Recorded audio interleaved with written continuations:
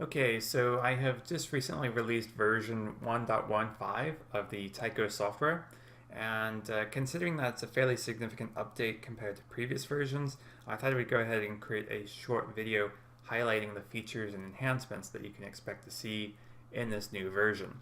So to start off with, the first item here is the ability to view existing observations of a known object. So previously, you would open up your web browser, navigate to the Minor Planet website, and then type in the name or number of that object.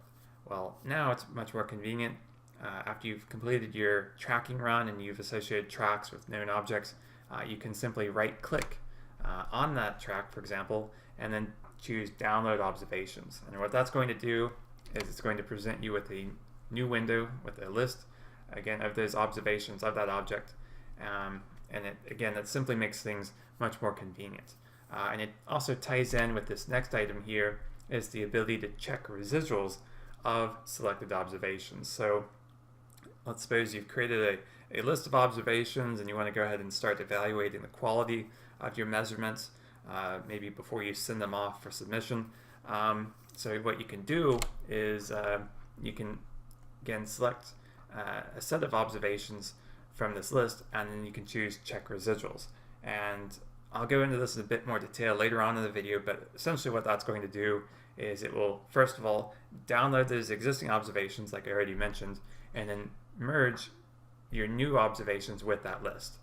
Again, it makes things very convenient, the more convenient something is, the more likely you are to do it.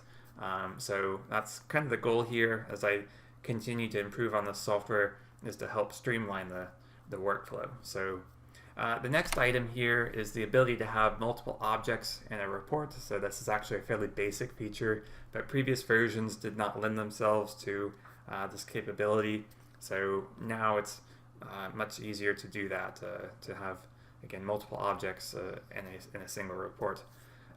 Next item is, and this is a very important one actually, is much more improved measurements using the midpoint of a stack. So what I was doing, I would take the first image and I would consider that to be a reference image, and the timestamp I would use would be the timestamp of that image plus half of its exposure time.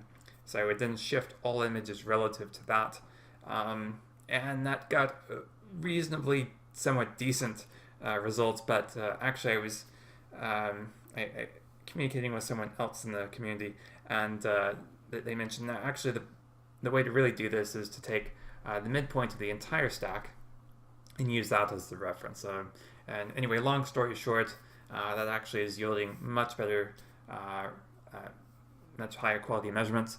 And so you'll notice certainly on one end of the spectrum, really fast moving objects, you'll certainly see an improvement, and also even slow moving objects, if you have long exposures, you also notice an improvement there as well.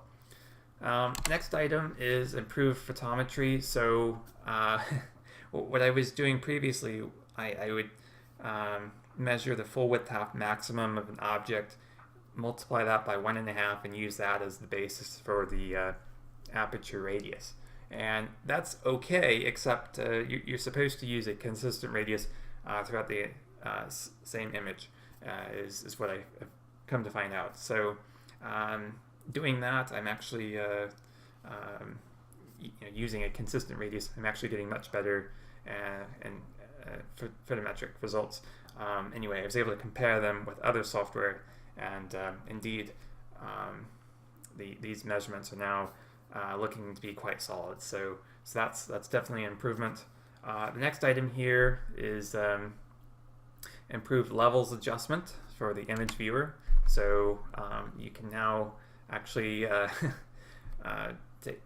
adjust the black and white level much better, again, than in previous versions. So that's a nice enhancement. Next item here is, so if you have a saturated object, previous versions were not very good at centering, or finding the center, if you will. And so this one, again, that's an enhancement. Finally, so if you have a 32-bit fits image, there is a conversion tool in the software to convert it to 16-bit. and that has also been improved upon. So the next thing I'd like to then demonstrate, again, I mentioned I'd go into more detail, is the check residuals. So let me go ahead and highlight that feature in a bit more detail. Alright, so what I've done here is I created a list of observations for this particular data set, and if I were interested in determining the quality of these measurements, what I could do is take a known object, for example, and check residuals. So the first thing it does is it downloads a list of existing observations and then adds in the observations that I selected. So we're able to then import this entire list into the Find Orb software, and after a moment it comes back with the residuals. So as you can see, it looks like 0.27 is the highest, and again, anything under 1 arc second is considered acceptable. So we can go ahead and do this for a few more objects here, just to get a general idea of the overall quality of the measurements. So again, after a moment, it's going to come back, and it looks like a 0.41 is the highest. Just do this for a couple more objects here.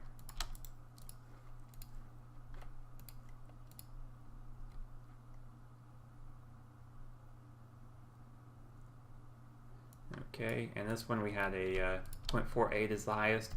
And just for reference, it looks like, so 703 here, that's Catalina Sky Survey, and they had a 0.85. So 0.48 in comparison is not terrible. Okay, let's do one more object here.